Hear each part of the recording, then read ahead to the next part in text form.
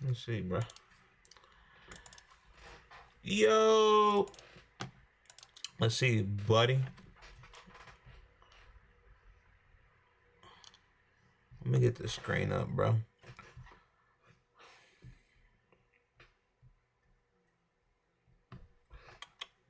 What the hell?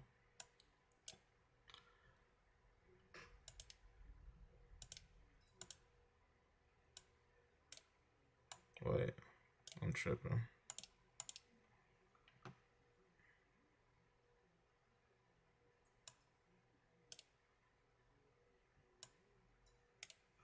I know I'm not tripping, bro.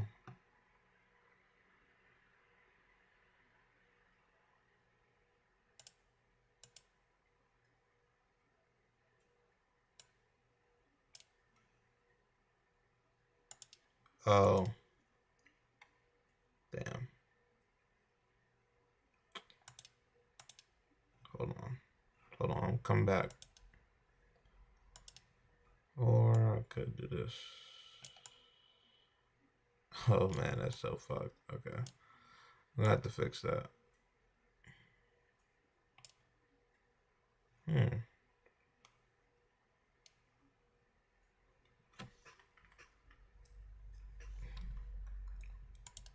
That's fucking weird. Okay. For now, we're just gonna do this. Alrighty, boys. Maybe we can get some people in here, and we can go over. Hey, there I am. Let's look up this Chauncey Billups shit, bro. I haven't even been able to look. Spell his name wrong.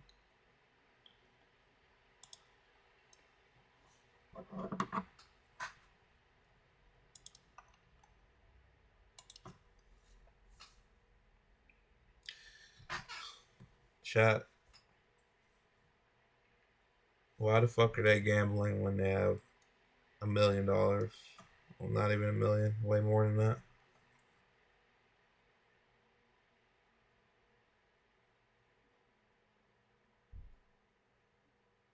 Um,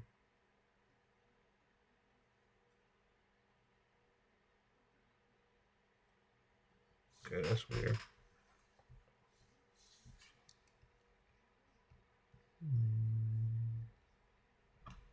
Let's see.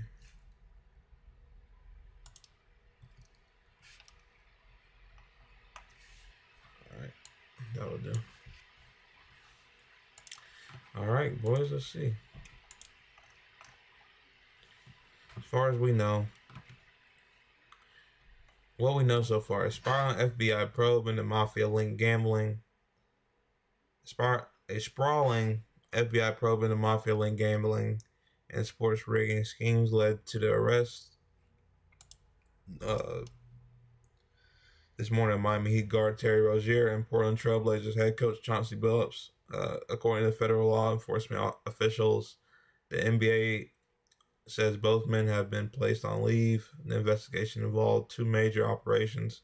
One centered on the use of insider trading or insider information to place bets on various NBA games, and another revolving around underground poker games where high tech cheating technology was used to steal millions from victims. U.S. Attorney Joseph Nosella Jr. said among the defendants in the dual operations are members of four major American crime families, as well as current and former NBA players and coaches.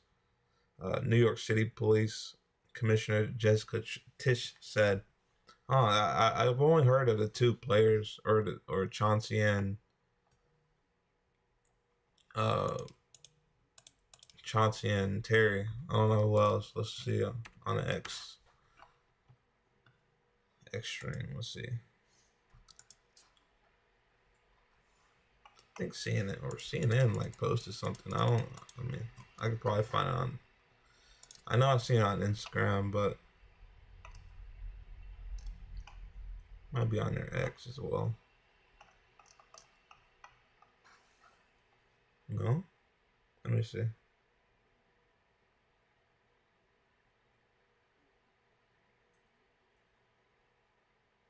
Interesting.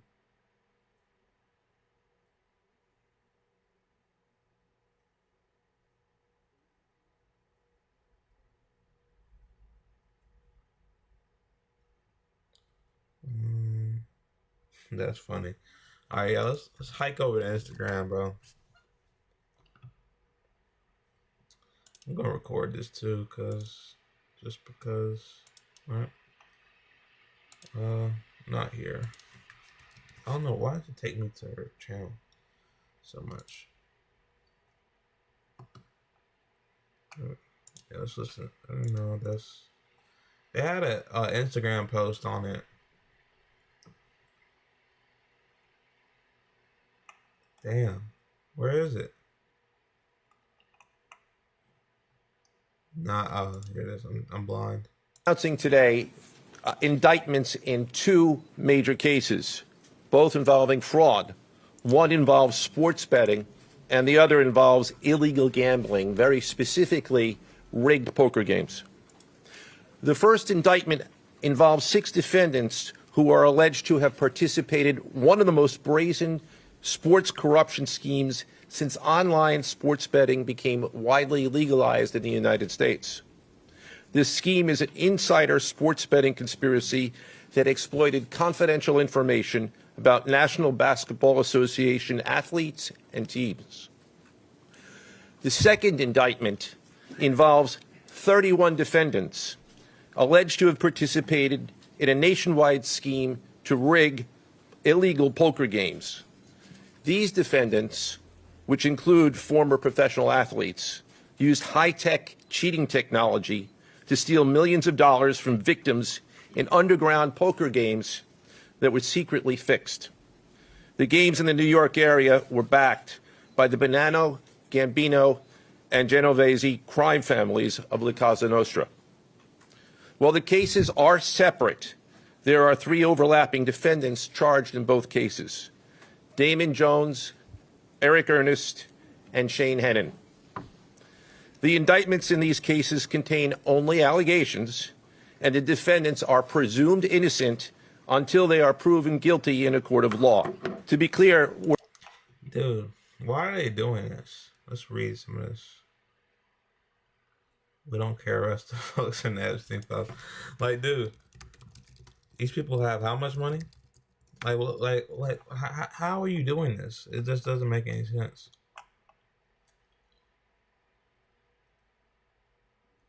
I said the network, buddy. He has $35 million, guys, and he's rigging, or he's not, or that was Terry that was rigging games, but he's with the mafia and doing underground poker games with a net worth of $35 million. I mean, this is crazy. What's the point, bro? You have literally anything you need. I mean, what are you shooting for? 100 mil? It's crazy. Let's see what else we can get into on X or something. So, I come to see if you left for nothing. I come to see if you left for nothing. Oh. Nope. What you doing? Nothing. Want some Captain D? Yeah. I think I got 1 piece left. 1 piece? Yeah. Left. I ate one of them. You didn't give me nothing. I asked you, do you want the 1 piece? Yeah, what is 1 piece gonna do? Well, I don't know. Alright. That's all I got. He paid for. Alright. Alright. I had to come ask you. Alright. You hear 9 of them? When he had them little boys. No. You know my cousin Mike? Nope. Well, Scent Bug. 100. Alright, Mom. I'm letting you know who it was. Okay. You don't know who be in here with you. Alright. I had to come check you out. But get it in before it get cold.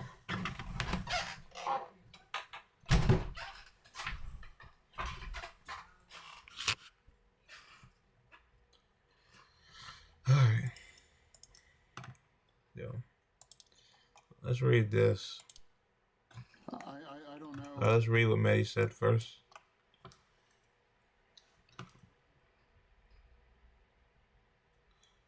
Or let's read this. Fetterman, when VP Harris referred to President Trump as a fascist, and I knew absolute we lost the plot. Dude, John Fetterman is insane, bro. He's such an op. Like, he's just the biggest op of all time. I knew absolutely we lost the plot at that point. If you call the president or somebody like a fascist, you are effectively calling the people that are going to vote for them, they must be fascist too. And then I already know what Maddie's about to say, because he obviously called him fascist before. Donald Trump called Kamala Harris a fascist and called the Biden administration the Gestapo. But Fetterman will never criticize Trump. Nope. His job as a Democratic senator is to go on Fox and Hannity and attack the Democratic presidential candidate. Let's read what let's just hear him out, bro. Let's hear this Republican out. I don't know why, and I've always refused to say that. And when then the Vice President Harris referred to President Trump as a fascist, and I knew absolutely we lost the plot at that point. You know, if you call the president or someone like a fascist, you're effectively calling the people that are going to vote for him, and then they must be fascists too, or they support fascism and those things, and that's just not true. That's just not it. I happen to know, and I love a lot of people that voted for the president, and they're not fascists, they're not Nazis, they're not trying to destroy the Constitution and all those things. They just happen to have a different priorities, and they love our country in the same ways that Democrats do as well. So I refuse to do those kinds of a thing, because that kind of extreme kinds of rhetoric makes it easier for those kinds of extreme kinds of actions, even like what happened to poor Charlie Kirk and that. And now why you can't allow people to grieve and now use that an opportunity to criticize or to turn it into something. It's like, it's just basic humanity there. And like, we're forgetting that we need each other. We need each other here. And now I refuse to be a part of it and comparing people to Hitler and those things, because if that's what's required to win, then I refuse to. I don't think Kamala has ever called him Hitler, but Donald Trump has most definitely called Kamala Harris fascist. So, but like again, as Mehdi pointed out, he would never say anything like that. You know, when this is what happens when you try to prop up these liberals, you'll never know what you get. And I heard I wasn't really paying attention to John Fetterman before like this year or anything like that. Apparently he was like progressive. I don't see how that was even possible. I don't think it's possible. Like, there's no way this guy's running as a progressive. He's literally the opposite. He's a sort of liberal, right? Like, I don't even know if you can call him liberal at this point. He's just a center, you know, kind of right guy, to be honest. Like, I haven't looked at his voting records, but like, just the way this guy talks, he never says anything positive about Democrats. He says the shutdowns are on Democrats. He says, you know, he props up Donald Trump all the time. He's doing and he's saying that he's not a fascist. I mean, look what just popped in my notifications, bro. Watch this. I'm gonna go on here like this here. Look what's in my feed, bro. Trump will. I mean, this is a reliable source, Newswire. Trump, we will be seeing land action in Venezuela soon. He's basically calling for a regime change in Venezuela. He's said multiple times how that their leader, I forget his name, he needs to be put out, and you know they need another leader, and he's bombing fishermen boats off the coast, off of their coast, and then he wants the Nobel Peace Prize a week later. Like, this is absolutely ridiculous. He talks about ending wars all the time, but this is what he's actually doing. He's going boots on the ground to Venezuela. You know, I mean, this is what Dave Smith and all these people have been telling us for so long. Donald Trump, he's anti-war. Charlie Kirk, he's anti-war. He'll never go boots on the ground. That's what they said after he attacked Iran. And, here we are now. We're about to go boots on the ground and do regime change, just like fucking Bush did in 2000 or 2004, 3, whatever it was, right? Like, I mean, dude, this is crazy, man. Crazy. Fetterman needs to be primaried, like, ASAP from Democrats, bro. Let me turn this off. 1 second. Yeah. This as well. I haven't seen this. I've seen that they had like an interview. Is it on his show?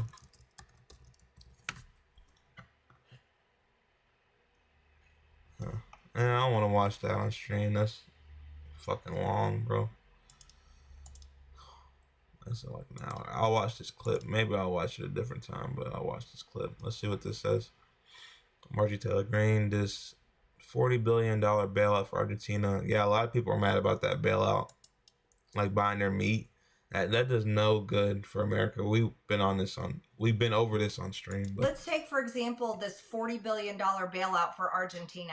That's probably one of the grossest things I've ever seen. And I have no idea who is telling our great president, our America First president, that this is a good idea. Because it's a punch in the gut to all of our American cattle ranchers, and they are furious, and rightfully so. And at the same time, I can't think of another country that's further away from the United States of America than Argentina. It's literally at the bottom of South America in the Southern Hemisphere, and we're all the way up here at the top. I don't know how that's America First.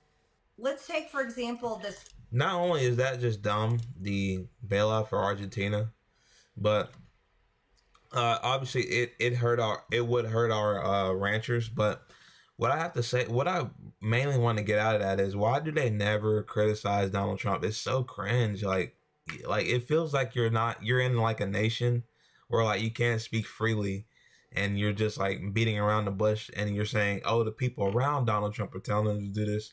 Like, he doesn't have a brain. Like, what? Since when is the president not supposed to have a brain and just listen to people around him? She's like, oh, our America First president is just listening to the wrong person. That's why he's doing non-American shit. Like, come on, bro. It's literally every excuse in the book besides, oh, Donald Trump is literally doing this. That's not America First. Like, you can say it. Like, you can just say it, but I mean, she's taken steps. She criticizes AIPAC a lot lately, but Donald Trump, there's just a line, bro. In the Republican Party right now, you cannot cross that line. There's few that cross that line. Maybe Thomas Massey, not even. Yeah, maybe a little bit. He throws out. He said something the other day. He said, dogs don't park at parked cars. Meaning, I guess, he's making moves, and Donald Trump ain't liking it, so he's pointing it out. But a subtle jab, but never like, oh, Donald Trump's doing something wrong. They can never say that. But yeah, that's what I think out of that. I mean, every time, bro, it's like, oh, he's just listening to the wrong people. It's like, he has a brain too. Like, he can make his own decisions. Like, damn. What is this? Oh, did he go on here? This is funny. He couldn't bench press. I remember that video. You go, Joey, bring in the bench press because he has to. Why do you see that bench? Every year, I'm going to do 1 pound more. Let's go. Next year, 136. Let's go. The year after that, As soon as you got into that bench, I was like, you fucked up, dude. Yeah, let me tell you. shouldn't have done it. I knew I fucked up when I saw that. You think I thought I was going to kill it? I knew there was a problem. And this guy was like, you got to do it. I was like, you got to do it. I was like, I really don't. You should have put the big 10-pound weights on. You know them big 10-pound? I was trying to get it. It was all Now you got it. I was trying to, but next year, 136. Okay. Watch it. Watch it. Promises I can keep. Let's just do 136. 136. You didn't keep 135. 136. He's gonna get there. Strike that from the edit. You go, Joey. Hmm. That's funny. I remember this. He couldn't do it, bro. Nah, he needs to get in the gym, low key.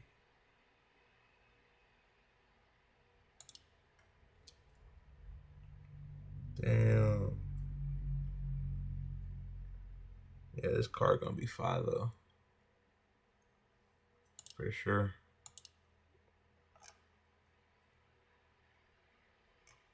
We just scrolling on That's what he Twitter, gave so much. boys. Oh god, Steven Crowder and Candace Owens. That's never a good. That's that's never a good combo. Let's see. It's something about black people. Watch. Steven Crowder and Candace Owens, guys. How much you want to bet? I didn't even look at the title. My heart aches for the fact that he gave so much of his life to Trump and to politics, and is it Charlie they Kirk? just were like, nope, that is it. It serves us or it doesn't serve us, and we want to move on. And so here's a holiday. Bro, if they try to give me a holiday, what is with them giving people a holiday after they kill them? Why is that a thing? You know what I mean? Like, oh, Martin Luther King, what about this holiday? What about this boulevard? Anyways, let me knock it off. Like, they're going to give Charlie Kirk a boulevard. They already did. They did in Israel. They gave him freaking boulevard. It's like, as soon as they give you a boulevard and a holiday, they definitely killed you. Okay, there's no question. They killed you. There's no way. That's like their signature thing. It's like that's what they do. It's the Fed signature. It's when they sign off after they murder you.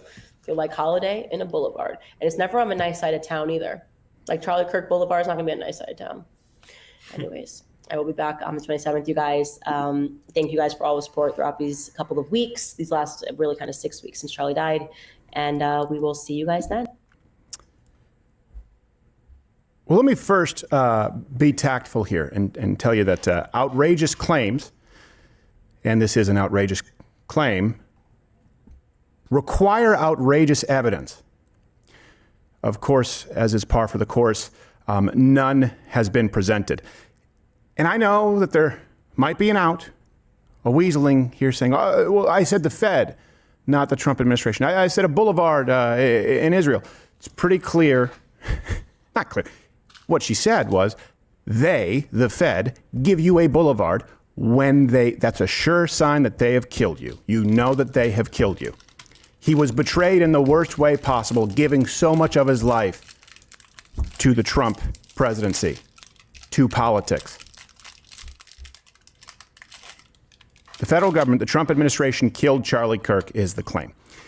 Now I'm going to tell you how I feel about it, what I think about it. Because you know who else would have to be involved? And this is the implication, of course, by design. And you can see the response with people out there saying, oh, well, then anyone who's close to, this is an inside job. You know who's really close to President Trump? And you know who people are now saying stood to gain? Well, Charlie's wife, Erica Kirk, who has now been put, Candace with that language, with this accusation, has put the wife of Charlie Kirk, and she'll say, that's not what I tried to do. It is. It's the result. Erica Kirk in the crosshairs. It's not like you have to look through 6 degrees of separation.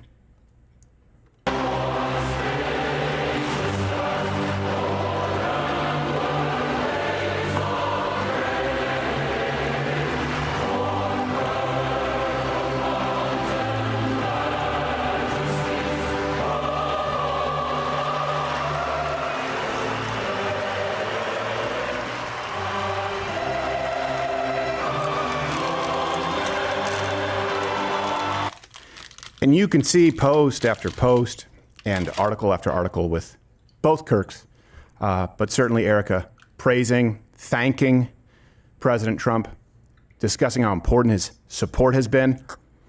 So if the Trump administration, if the Fed killed Charlie Kirk, look, there's no middle ground here right now. Either Erica Kirk is evil and was in on it, or Candace Owens is an evil. I hope I'm being really clear about that. It's like a right issue. Like, I mean, this is what you people like, though. I mean, you people like, or Steven Crowder's side. I mean, they like conspiracy theories. Oh, Israel killed him. Oh, or if you're Candace Owens, Tyler Robinson was never on the campus. He never even stepped foot on the campus, and they arrested the wrong person. Uh, obviously, like, I guess Stephen. I mean, there's just no evidence of any of that, bro. Or if there was, it'd be all over the place. Of there was an inside job, but I mean, she's definitely. I agree with Crowder in the sense of, like, she's pretty much implying that Trump killed him, or you can hide behind the Fed claim as much as you want, but, like, yeah, you're probably saying the president killed him in some way, which there's just no evidence of. So yeah, I mean, I do find it weird though that she's like after he got killed, before like even that vigil thing. My heart aches. Let me find it that we just watched before this, like that first interaction on the internet was just weird. Like, it seemed like she was recruiting for Turning Point, and then like now, like, this is only like a month after his funeral, like literally a month and 2 days, she's going on tour with JD Vance to Ole Miss. like what? I don't think a month after my wife's or spouse's funeral, I'd be, out there touring, after their murder. Like, literally, I just don't think I'd be doing that, but to each their own, I guess. What does Medi say here?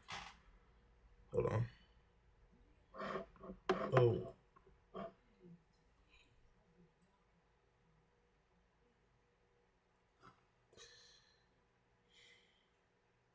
Oh. Administration. There's a few things I would like to bring to America's attention. I mean, we are on the third week of a government shutdown, day 21, I believe. Okay, the second longest government shutdown in American history. The longest was under the first Trump administration. That was for 35 days, and there seems to be no end in sight. Okay, keep in mind, this is the man who promised economic change on day one.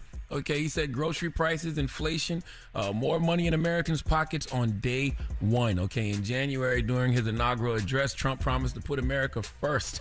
Okay, and he said he would usher in a new golden age for American families. We are 10 months in, and if you ask me, his policies have made things worse for American families. Are you living your life like it's golden? Huh? Am I making this up? His administration's signature legislation is delivering the largest Medicaid cuts in U.S. history. 15 million people will lose health care coverage, not to mention taking food assistance from kids, seniors, people with disabilities. His nut-ass trade policies have made the cost of living in America worse. Some studies show a $1,300 tax increase per household this year. And the longer the government shutdown drags on, essential services are stopped, and hundreds of thousands of federal workers aren't making no paper. Okay, no money whatsoever. Oh, and did I tell you that SNAP benefits will also stop because of the government shutdown? 42 million people are at risk of losing their food stamps because of the government shutdown. Why am I telling you all these things? I'm telling you all these things because when President Trump said it was going to be a golden age, he wasn't talking about you, okay? He was talking about the rich, all right? The tax cuts for the rich and bailouts for the rich. Cook. Yeah, man, it's going to be bad. Military is not getting paid, that the government keeps continuing to shut down. I believe I read somewhere, they'll cut SNAP for the month of November and on if it keeps going. I mean, it's bad. All because they don't there's a few things I would like to bring to. All because they don't want to give everybody health care, man. It's crazy. What Donald Trump should do is, when he leaves the office, run for governor of California. And just take over California and fix it. All right, not it. Oh, what? This is crazy. Mark Cuban went to the Senate? I gotta hear this. I have to hear this.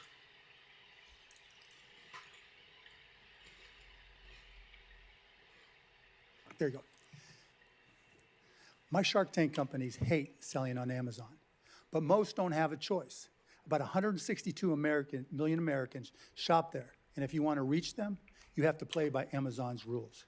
Amazon knows this and takes full advantage, adding and raising fees, and even launching competitive knockoffs. They get away with it because they control the marketplace and because 162 million people shop there, which makes Amazon incredibly sticky. So what does that have to do with healthcare? Insurance companies work the same way. Over 300 million Americans have some kind of coverage: commercial, ACA, Medicare, or Medicaid. Every one of those plans hires a pharmacy benefit manager, or PBM, to run their drug benefits. The biggest PBMs, all owned by the largest insurance companies, control pharmacy benefits for about 270 million Americans. That's a lot of power. And that's also 70% more people than Amazon reaches. Like Amazon, PBMs control the store shelves, but their shelves are called formularies. The list of drugs your insurance will cover, and if a drug isn't on the formulary, it's invisible to doctors and patients. But here's the kicker. Unlike Amazon, which wants lower prices, PBMs actually prefer higher prices. They say they negotiate lower drug costs, but they don't. They auction off access to their formularies to the highest bidders. Drug companies pay the rebates and fees PBMs demand so their drugs can be covered and prescribed. If they don't pay, they lose access to millions of patients and plenty of doctors, costing them billions. These rebates and fees are based on a percentage of a drug's list price called WAC, the wholesale acquisition cost. The higher the list price, the more money PBMs make. Because PBMs are so powerful, that inflated list price becomes the reference point for the entire drug supply chain. Take a hypothetical $600 brand name drug. The PBM strongly suggests the manufacturer set the price at $600, with a 50% rebate and another 10% in fees, leaving the manufacturer with $240 net. Meanwhile, wholesalers... Jesus, that's why we pay so much in healthcare right there, guys.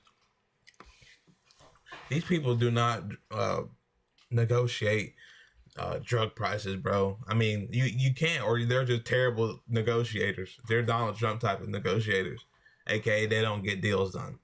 I mean, come on. You don't pay. What does America pay? 2 to 3% or 2 to 3 times more than any other country in drug prices? You know that. I mean, what are you negotiating? You're terrible at negotiating if it's that much. Buy the drug at that same $600 list price.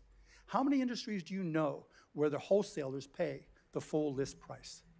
The 3 major wholesalers all use the same list price and get paid almost identical fees. There's zero competition, and their fees are also, because they're tied to list price, they make more money when prices rise. Pharmacies buy from wholesalers at about a 5% discount. You'd think PBMs would reimburse them more than their costs so they can make a profit. They don't. When a pharmacy fills a brand prescription for an insured patient, it's often reimbursed less than what it paid for it. And if it doesn't fill enough of those money-losing prescriptions, PBMs or wholesalers can penalize them. It's no wonder independent pharmacies... Wait, go back. You'd think PBMs would reimburse them more than their cost. There's zero competition, and their fees are also, because they're tied to list price, they make more money when prices rise. Pharmacies buy from wholesalers at about a 5% discount. You'd think PBMs would reimburse them more than their costs so they can make a profit. They don't. When a pharmacy fills a brand prescription for an insured patient, it's often reimbursed less than what it paid for it. And if it doesn't fill enough of those money-losing prescriptions, PBMs or wholesalers can penalize them. It's no wonder independent pharmacies are disappearing. Now, what does the patient pay? If they're uninsured, they pay that $600 list price. If they're insured but haven't met their deductible, they still pay the full $600. That's crazy. We were told that PBMs negotiate lower prices. Wait, I'm sorry, guys. I'm trying to get all of it. I'm trying to understand all of it, but I'm just going back for a second. But haven't met their deductible, they still pay the full $600. Now, what does the patient pay? If they're uninsured, they pay that $600 list price. If they're insured but haven't met their deductible, they still pay the full $600. That's crazy. We were told that people... So people are literally insured and still paying the entire $600. That's crazy. Hello? Forgot to tell you last night. Yeah. But where you at? Somebody comes in at 3 in the morning. He tried to wake me up. I didn't know who was coming in my cell. But, he sleeps in the other bunk. At 3 in the morning, I almost hit. He said, Dan. I said, what's up, man? What's up? He said, I can't move neither one of my hands. What? I said, what? He said, I can't move neither one of my hands. I said, what the fuck going on, man? He done went out there at 3 in the morning to get the bag over the fence. He climbed the fence where the barbed wire was to get the bag, and he fell down off the goddamn fence and he broke both her hands. He had to go to the hospital this morning. One wrist is broke, one hand broke, the other one's real sprained, real bad, he's broken, but they can't put a cast on both of them or he won't be able to pick his ass. Yeah. So they were in here last night, and then the guard came in because they tried to put the bag, had liquor bottles and everything in it. Yeah. Vapes, liquor bottles, phones, and it busted. Our whole door smelled like alcohol. The alcohol busted? Yeah, the alcohol bottle. 3 in the morning. I said, man, what you doing, man? That's crazy. Yeah, trying to get the bag. Mm-hmm. He didn't get it, though. He got it, though. But then Yeah. the guards found it. But he didn't call. But yeah, he explained this morning to the popo. He said, I fell out and coming out of the shower, and I went to catch myself, but my hands. But they took them. Yeah, you got all the other stuff. Yeah, they took him. They had to go to the hospital, put a cast on. But they're investigating them now. Oh. Well, maybe he won't get caught. I gotta go at the recall now. So he hit his phone. I said, man, I don't need none of that shit. I don't need to be getting transferred out to no people. Yeah. Got too much going on, man. Mm-hmm. Yeah. Mm. That's Yeah, crazy. All right.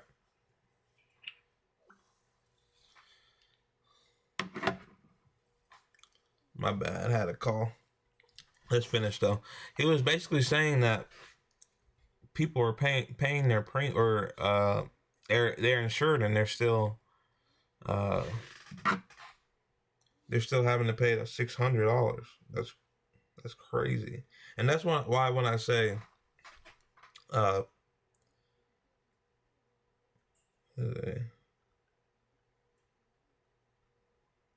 sorry. That's why when I say, when you eliminate the middleman, then, I mean, health insurance just gets cheaper, and that's why it should be a single payer. I mean, that's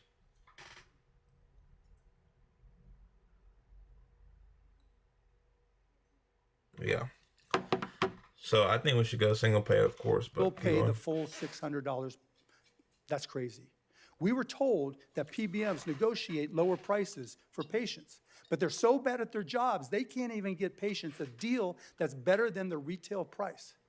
But the rebates and fees that they collect on that $600 flow straight from the patient's pocket to theirs. Patients are getting ripped off because PBMs and wholesalers insist on using inflated list prices instead of transparent net prices. Because the whole system is built around list prices, everyone, PBMs, wholesalers, and insurers have an incentive to keep prices rising, and they almost always do. This doesn't make any sense to me. Why? How are they wholesalers?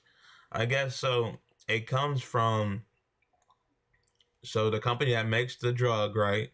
They sell to wholesalers, but they say the wholesalers buy that retail price. So how are they making money on it? Just from what I'm hearing, and correct me if I'm wrong, I'm not looking anything up right now, but they're making money literally just off fees. So I guess whether that be maybe a copay on somebody's insurance or maybe the insurance company somehow has to pay a fee to a wholesaler, but obviously you can't buy at retail and sell at retail. You're not making any money. So I don't know how this is working, because if they sell at retail, the drug makers and then the wholesalers are paying or selling at retail as well. It's not adding up. It's costing patients tens of billions of dollars and forcing many to go without the medications they need. But here's the saddest part. Self-insured employers, states, the federal government, they all keep on signing contracts that lock in this broken system. We blame PBMs, but the real problem is the CEOs, administrators, and state officials who keep renewing these contracts. Every one of them complains about rising healthcare costs while signing deals that make prices go up. Big brand pharma is part of the problem too. They hate PBMs, but still play along.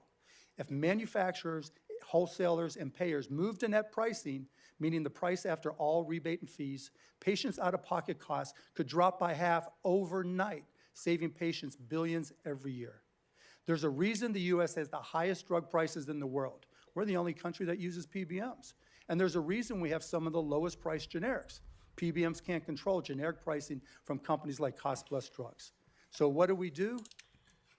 One, count all cash payments towards deductibles. Two, base patient out-of-pocket costs on net price, not list price. Three, separate formularies from PBMs to end their power. And four, and specialty tiers. It's just an excuse to charge more.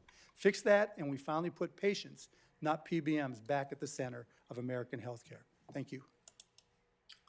Okay, let's look up exactly what PBMs are.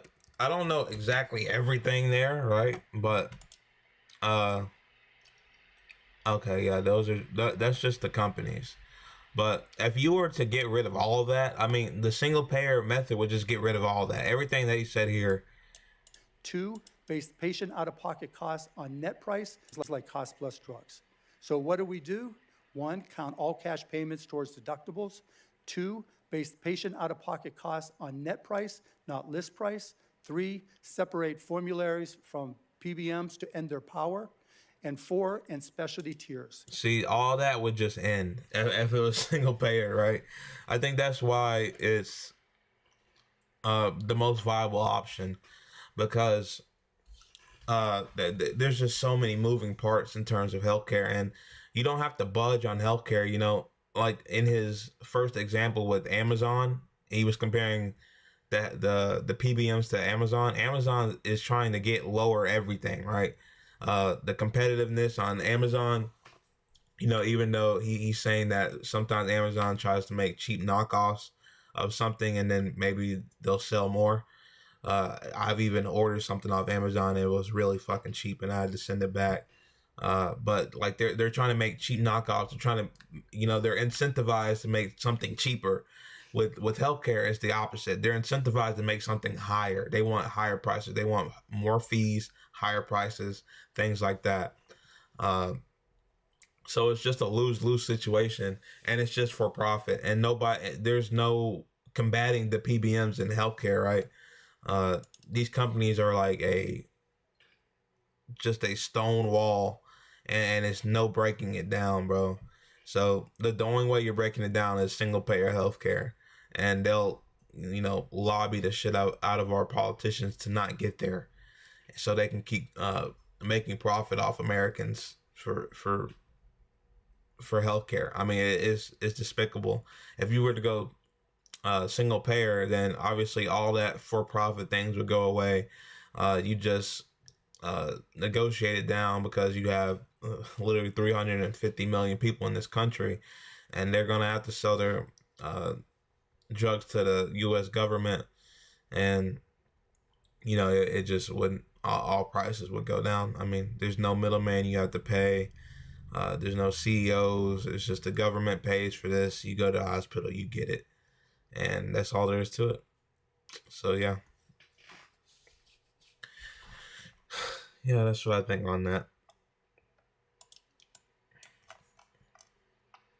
What else Mark Cuban post?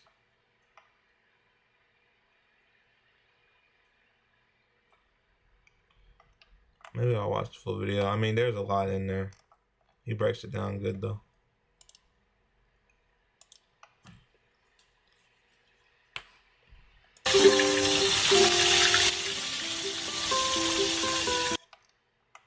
Oh wait. Oh my god, dude. It's literally the year 2025, and dude, this Supreme Court is so bad, bro. They're trying to overturn literally everything. Literally everything. What does Dave Rubin think of this? Where's Dave Rubin? Dave Rubin, where are you at, man? Dave Rubin, you're partying. These conservatives in SCOTUS, bro. They're trying to overturn same-sex marriage. Just the other day, they were trying to overturn the Voting Rights Act. Literally, they're trying to repeal everything. They're letting Louisiana gerrymander the shit out of Louisiana, and they're just not doing anything about it. I mean, they're just not contesting. The Republicans are just letting this happen, and they want it to happen, bro. I mean, we've already gone over on my YouTube of that district in the middle of Louisiana is literally like not 300 miles, but it's literally like 150 miles long, and it's like statewide, and it just captures all the major cities, obviously where the black people live, and then that's like their one Democratic seat, and then the rest are just all rural areas and red. Even though that one district has so much more people than any other, but yeah. So yeah, I mean, this Supreme Court, bro, is. I mean, if they were to actually overturn it, that would be crazy. Like, dude, that would be monumental. Like, more than anything else. Like, I feel like even over the Voting Rights Act. I mean, that would be crazy if they did. It feels like they are going to do that. Obviously, then it's not even like I'm not even thinking about just the gerrymandered states at that point. Obviously, that's like the bigger. That's like what it's all meant to be towards. Just like the gerrymandered states, how you draw the lines over the Voting Rights Act. But I feel like the same-sex marriage, if they were to overturn that, that would be so much more huge than the Voting Rights Act, dude. Because like, why do you guys care so much? Is there like an article on this?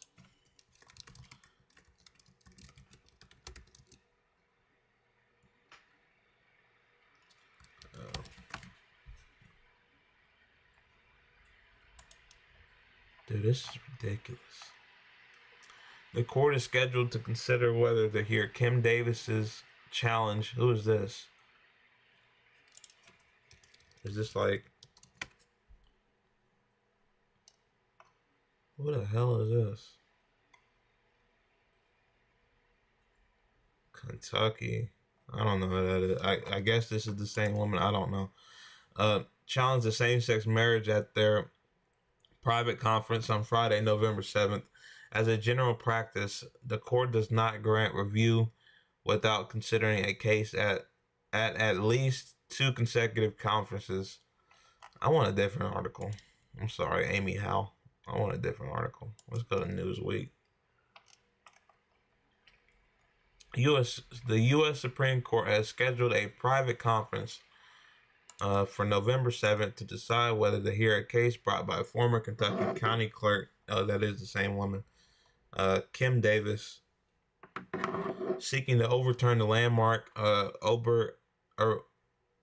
Obergefell versus Hodges ruling that guarantees nationwide same-sex marriage. I mean, when was this? This was a 2015 decision? No way. We've only had it for 10 years. I don't think so. Was or when did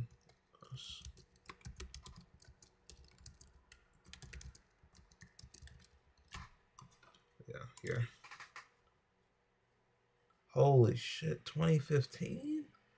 Dude, I didn't even know that. Dude, how did that only pass 5-4? Like, dude, why do I just don't understand? Like, why do they care? Like, dude, that should be like a 9-0 decision. Like, bro, come on.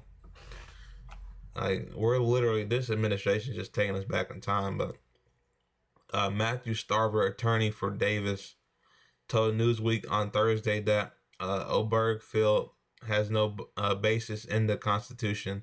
He said the 2015 decision could be overruled without affecting any other cases, and that is on an island of his own creation.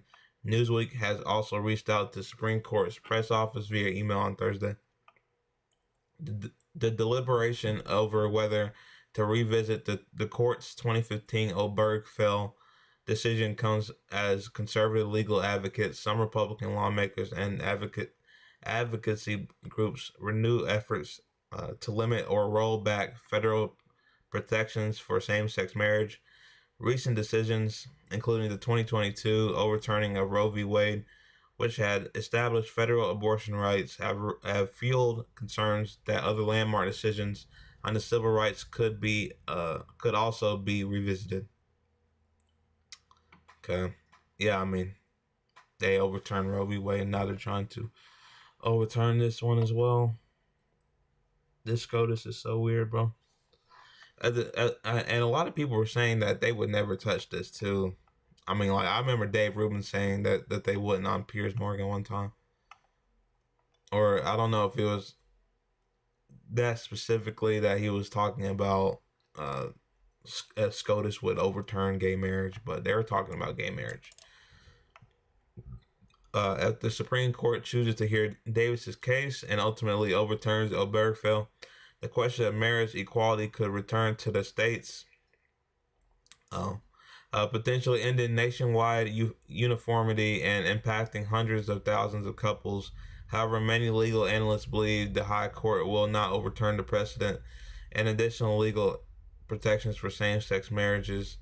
Married couples were passed into federal law in 2022.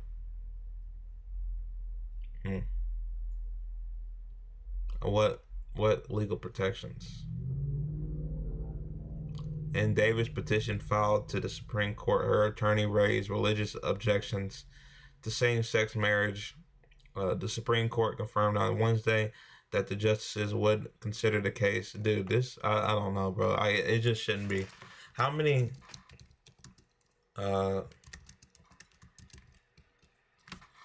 same-sex marriages do? 800,000. It was 390 in 2015. 10 years later, they add another 400,000. Like, they're trying to overturn this thing, and there's literally only 800,000 in the U.S. That's like below 1%. Like, it's like 0.5%, bro, of people, and they just have to revisit it. Revisit it for what? What are we revisiting it for? What benefit does this have? I mean, it just doesn't have, like, it just doesn't do anything. I don't understand. But, you know, those conservatives, bro, you know how they get, bro. It's sad, honestly. They really got nothing better to do, to be honest with you.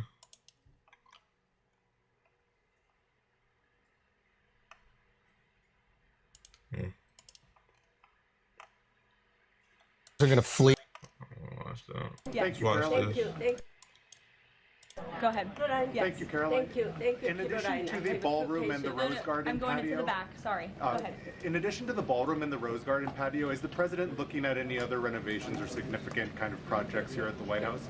Not to my knowledge, no. But he's a builder at heart, clearly, and so his heart and his mind is always churning about how to improve things here on the White House grounds. But at this moment in time, of course, the ballroom is really the president's main priority.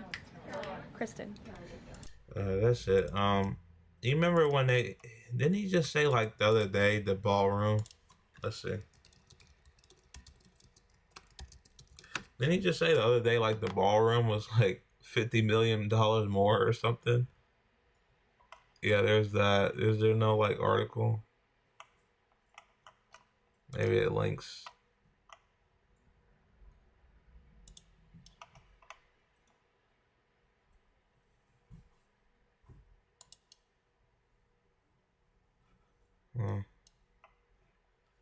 I don't want like a real article. CBS. Trump administration plans. Oh. Trump administration plans to demolish White House's entire East Wing as ballroom costs grows to $300 million. It was 200 million. So I'm sorry, I'm $50 million off. It was supposed to be 200 million, and it grew to 300 million. They're giving Argentina 40 billion. Listen, this is what they're doing. They're giving Argentina 40 billion. All right, Trump's building a ballroom for $300 million. It was supposed to be 200 million. It grew $100 million. They're doing a land invasion in Venezuela. All right, that he said today. He said he wanted to go boots on the ground, literally. Go look it up. And he's cutting Medicaid. he has the government shut down because he doesn't want to sign off on Obamacare subsidies to extend the subsidies, and he wants to cut children's cancer research. He wants to cut people's Medicaid, Medicare, people's health insurance. He wants them to rise 200, 300%. I mean, dude, what else? He wants to bomb Iran. He wants to send more money to Israel. He wants to build a beachfront property in Gaza. He wants to build a Trump hotel in Gaza. I mean, how can you even keep up with the shit he's doing? He wants to overturn same-sex marriage. I mean, he wants to get rid of the Voting Rights Act. I can't even name them all. I can't name them all. They come to mind every couple seconds of just the terrible shit he's doing. So yeah, I mean, he's deporting U.S. citizens. ICE is beating up people. ICE is detaining Americans for 10 hours, literally in the streets of Chicago. Like, what are we doing here, bro? What are we doing? All right, I'm gonna end this live here. We're on here for like an hour. This is. Please tell me that wasn't. I don't know. I don't know why that just ended on me. That's weird. Hold on. Okay. Yeah, that's weird. But. Or I guess I could stream a game. We could stream a game, bro. Why not? We're gonna play it anyways. I gotta figure out how to do it though. That's it for the news though.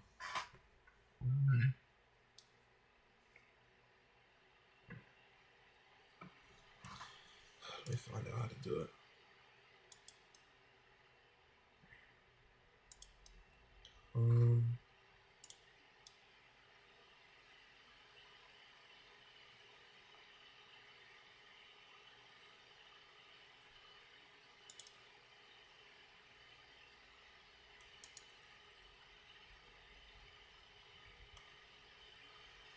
Actually, I'm gonna stop, then restart, then I'll come back.